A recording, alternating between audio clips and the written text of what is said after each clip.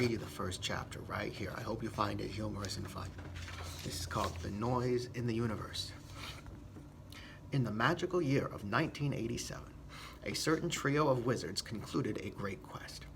They sought the source of a mysterious sound that had been plaguing the realms. No one knew where it came from because it could show up anywhere at all. Close listeners heard it in the flow of the Nile, the sand of an hourglass, transistor circuits and semiconductor devices, and even the shining of the stars. The noise, they thought, might be the key. To what? To everything. For, since at least 1986, these mages had been seeking the hidden alchemy that powers all things. The news yeller raised the ears of the realms. People thronged to receive the tale. They crowded around their storytellers, transistor devices, and copies of physical review letters. It was the 27th of July, Volume 54, Issue 4. And the decree rang out. Say Bach, Tang, and Wiesenfeld. We show that dynamical systems with spatial degrees of freedom naturally evolve into a organized critical point.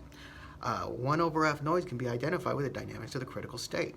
We suggest that self-organized criticality is the common underlying mechanism behind universal phenomena. The combination of dynamical minimal stability and spatial scaling leads to a power law for temporal fluctuations. Consider first a one-dimensional array of damped pendula. The people returned to their tents and cottages, satisfied that the wizards were handling this stuff fine without them. And the majestic trio returned to their man coven. They were happy building on the discovery among their fellow learned. But one mage, the Chinese one, didn't want to go back to the shadows. What good does it do, Tang asked, to decode the cosmos if the world doesn't know about it? He hovered his orb to the ground violently. All must understand, he said. The whole sphere of Earth must roll as one if we are to defeat the power law. Now, the power law was a really big part of that scientific stuff that they had just figured out. He also called it the dragon. He called the power law the dragon. So, Tang left his dusty routine and ventured out.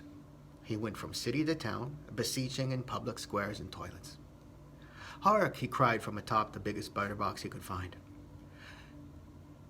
Our children will, this is what he said, our children will have less than we. Standards of living will drop precipitously. Heed well the dark news I bring. To save them, we must kill the king. And the hayseeds ran him out of town. It happened everywhere. Until one day, in one village, a dashing woman parted the crowd. That's the end of chapter 1.